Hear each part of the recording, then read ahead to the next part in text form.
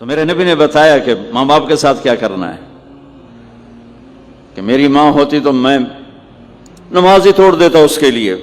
حج کا سفر 70,000 کا مجمع تقریباً جمع ہو چکا ہے اب وہاں پہنچتے پہنچتے، اور آپ ایک دم اونٹنی کا رخ موڑو پہاڑوں میں چلے گئے۔ میری زندگی سفروں میں گزری ہے، ان میں خوبصورت ترین سفر میرا وہ ہے جو میں نے حضرت اماں آمنہ کی قبر پہ حاضری تھی، پہاڑوں کے اندر۔ آپ اندر تشریف لے گئے، مجمع بھی ساتھ ہو گیا، کدھر جا رہے ہیں؟ اونٹنی کو بٹھایا، پہاڑ ہے کوئی 40-50 فٹ اونچا، اس کے اوپر قدرتی ایسے ایک پلین بنا ہوا ہے جیسے اللہ نے پہلے سے سنبھال کے رکھا ہوا تھا۔ اب تو انہوں نے قبر کا نشان مٹا دیا ہے۔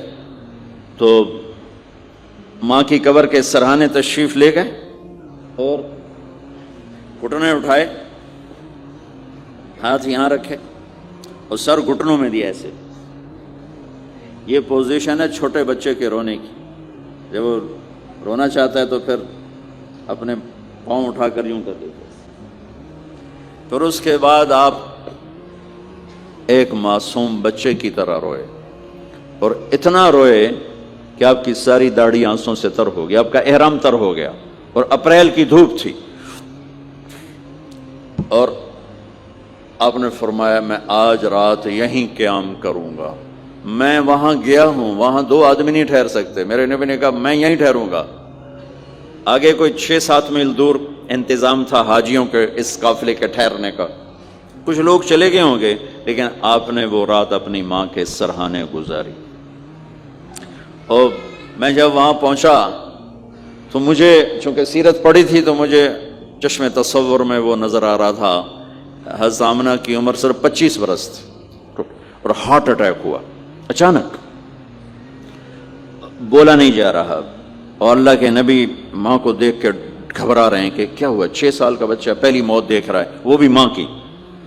تو مجھے ہارٹ اٹیک ہوا تو بولا نہیں جاتا، بلا رہے ہیں بولا نہیں جا رہا، آواز نہیں نکل رہی، تو بلا رہے ہیں ام ایمن بھی ساتھ ہے، آواز نہیں نکل رہی، لیکن بجھنے سے پہلے شمع کے جو بھڑکتی ہے 2 لفظ بولے، کل حی میت و کل جدید بال وقد ولدت طہرا۔ میرے بچے، ہر جوانی ڈھلتی ہے اور ہر زندگی موت کا نوالا بنتی ہے، مجھے لگتا ہے میرا وقت آ گیا ہے، لیکن میں ایک ایسے بچے کو چھوڑ کے جا رہی ہوں جو ساری دنیا کو پاک کر دے گا، پاکیزہ چھوڑ کے جا رہے ہیں۔ تو پتھروں میں ہی دبایا، کوئی کھودنے کا تو انتظام ہی نہیں تھا۔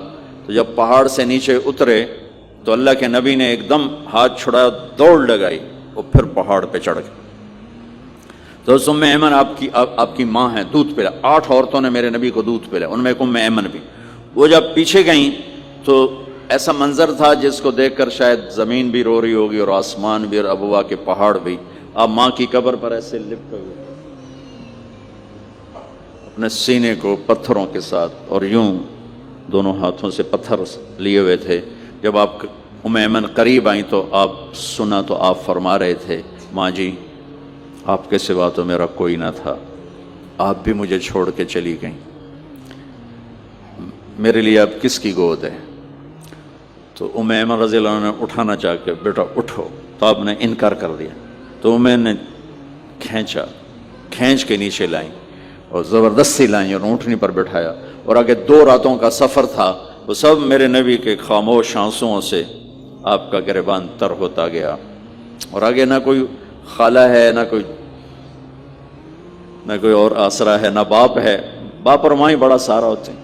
دادا نے کفالت میں لیا 8 سال کی عمر میں، ان کا بھی اللہ نے ان کو بھی اپنے پاس بلا لیا۔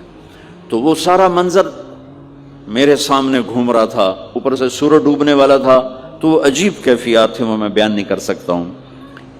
تو اللہ نے پہلے اپنے حبیب کو خاندانی لحاظ سے خوبصورت بنایا، کہ میرے نبی نے کہا سب نسل انسانی میں سے اللہ نے عربوں کو چھانٹا، پھر عربوں میں سے مضر کو چھانٹا، پھر مضر میں سے قریش کو چھانٹا، پھر قریش میں سے ہاشم کو چھانٹا، پھر ہاشم میں سے اللہ نے میرا انتخاب کیا۔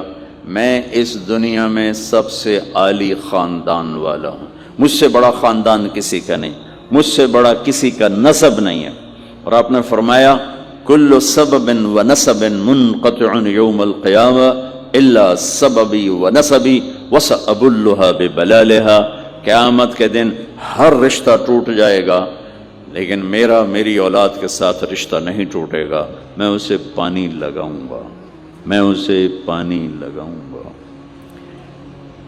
تو پہلا حسن دیا خاندان کا، ساری کائنات میں سے چھانٹ کے الگ کر کے اللہ تعالیٰ نے ان کو چاروں طرف سے ریت اور پہاڑ کھڑے کر دیے کہ کوئی غیر قوم اندر نہ جا سکے، اور ان کی فطری صلاحیتیں اور ان کی فطری صفات وہ ابھرتی رہیں. تو خاندان کے لحاظ سے سب سے بلند و بالا، اور کسی کا خاندانی نسب آدم علیہ السلام